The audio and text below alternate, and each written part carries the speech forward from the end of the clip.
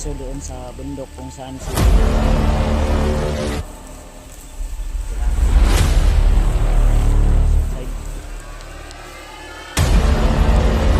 dumaan. Naalala ko yung isang maliit na puno. Yun mga tol. So umulan pa. Tayo ay patungo tol sa area kung saan po iniwan ko yung bag ko.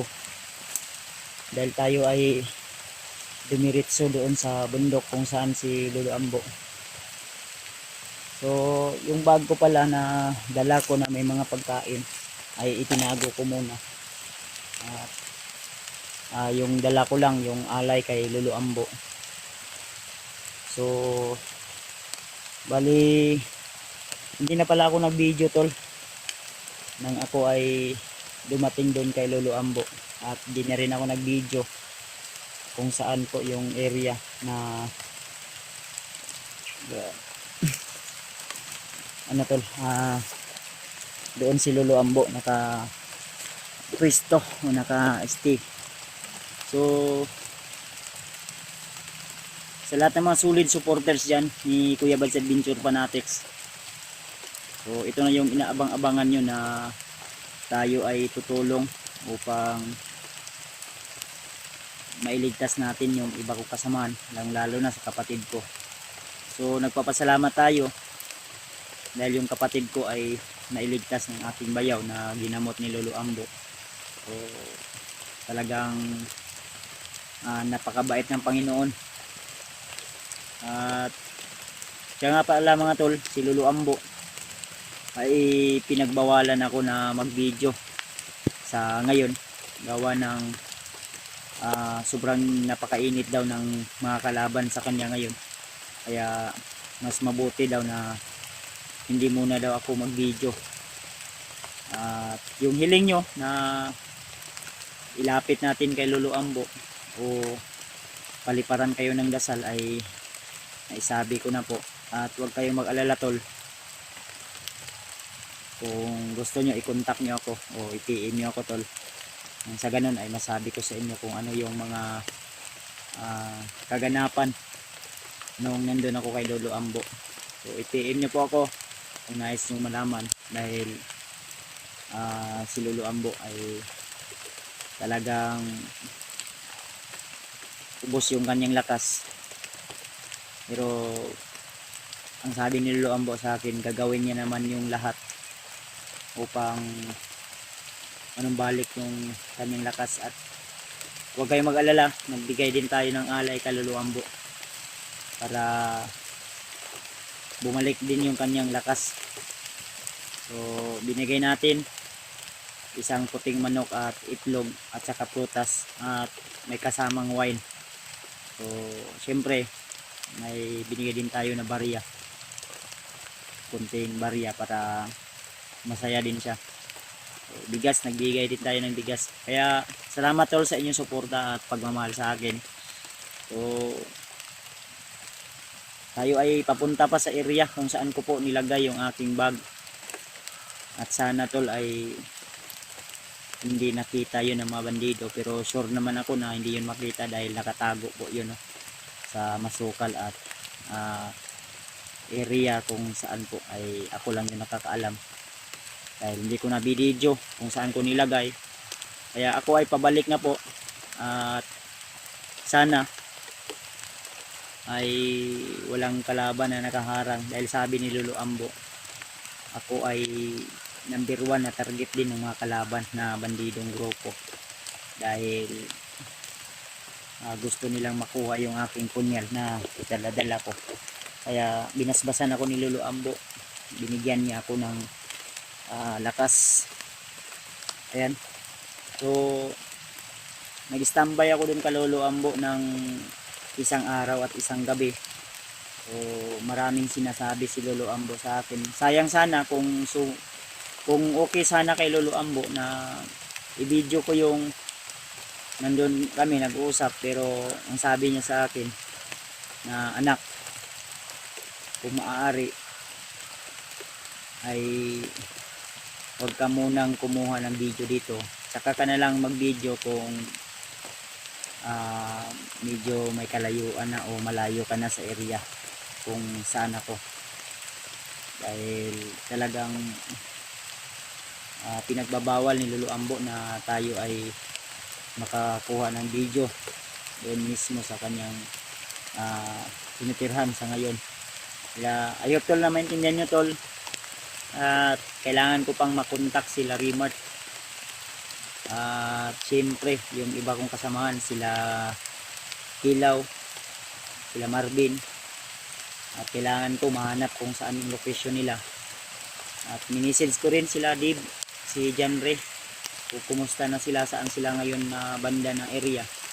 Kaya sana tol, kung sakaling man ma-upload ko ang video na ito, pakisabi ko na ako ay umakyat na ng bundok, at kailangan ko lang tol na kukunin yung aking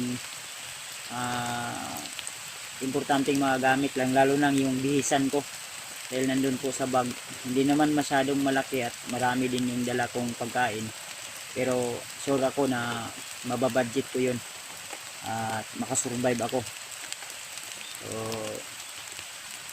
sige lang tol, tiis lang tayo kahit medyo maulan. Kailangan sa araw na ito makuha ko na yung bag ko para makapag-proceed na tayo doon sa area kung saan sila talaga tol, no?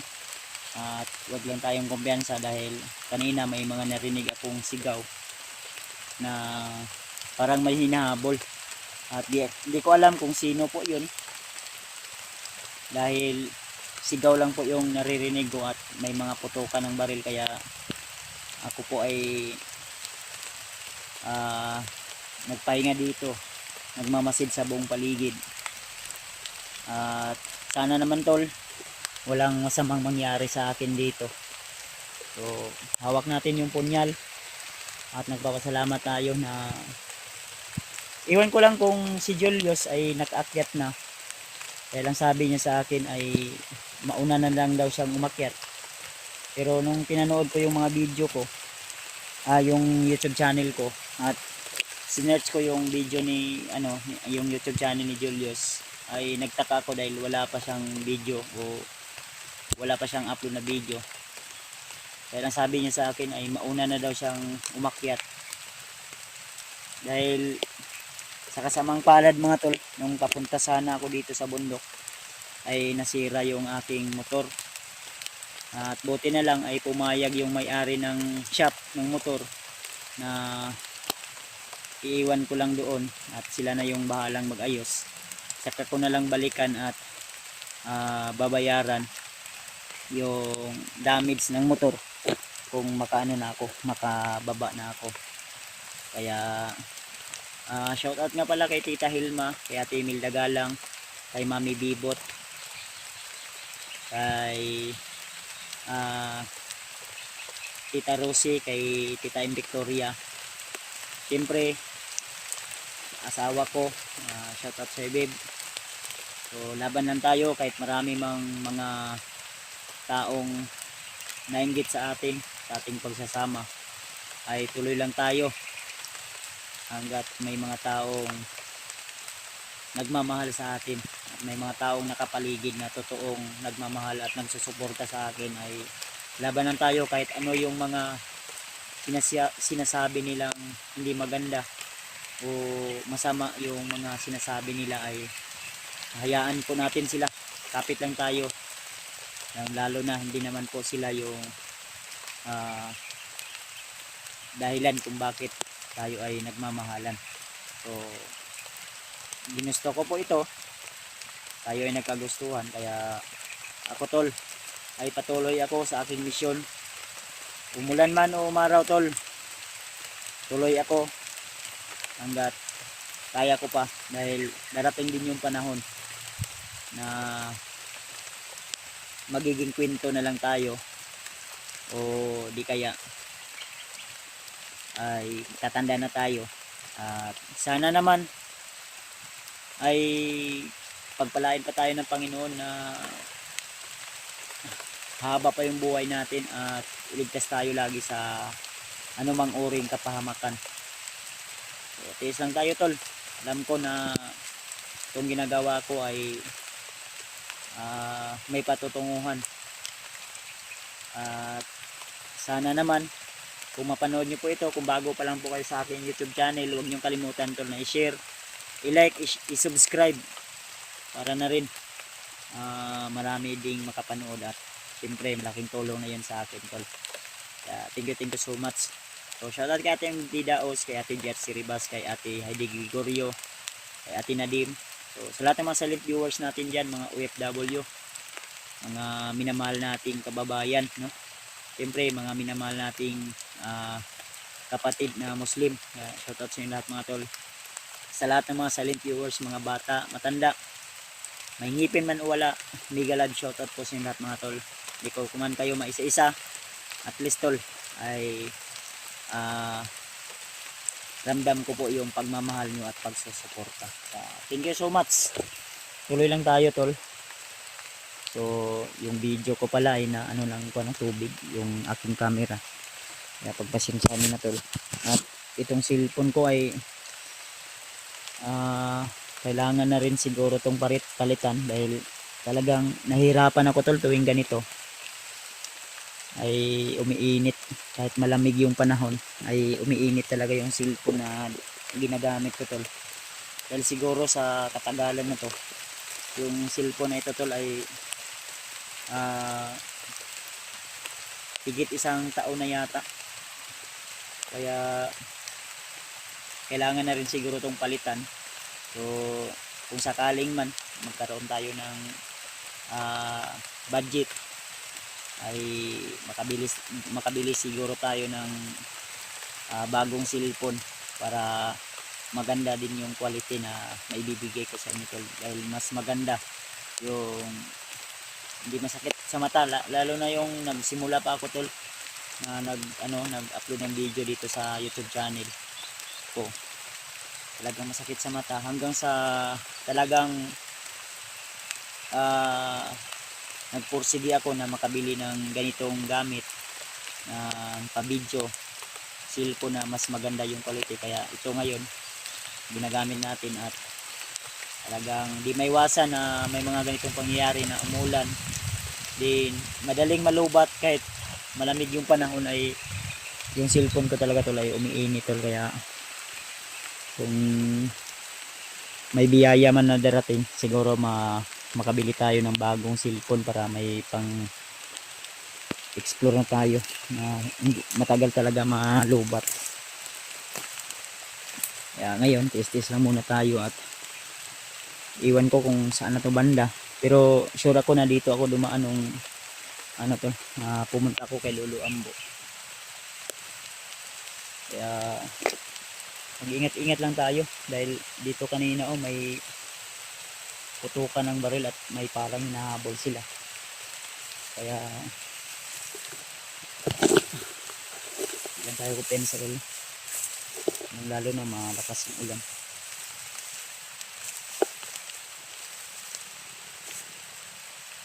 So mag-iisa lang tayo tol, kaya ipag-pray nyo lang ako na ligtas pa tayo dahil kailangan din nating makasurvive. Parang doon ako dumaan, naalala ko yung isang maliit na puno.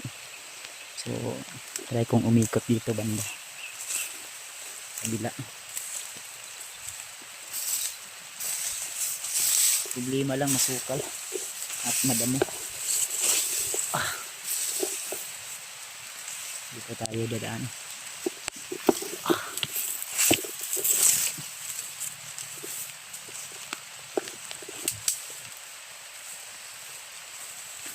Pasensya nyo na talaga kung yung camera natin ay medyo blurred dahil malakas yung ulan.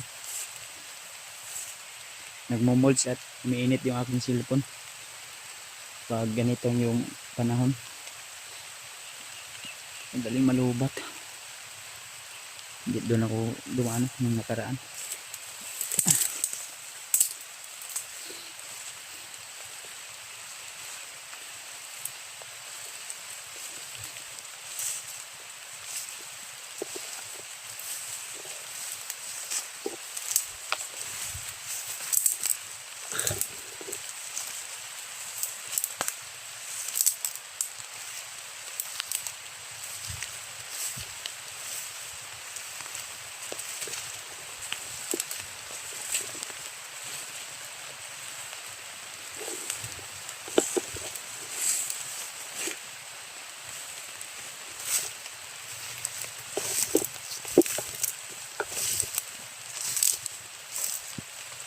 Baka may bagyo na naman tol, kaya madalas yung umulan.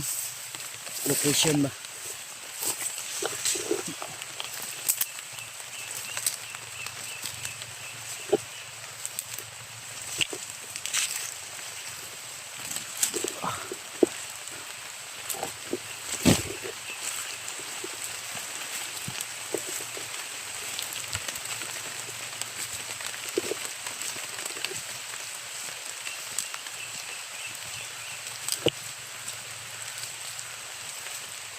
May mga ano dito, mga bakas ng mga bandido yata to.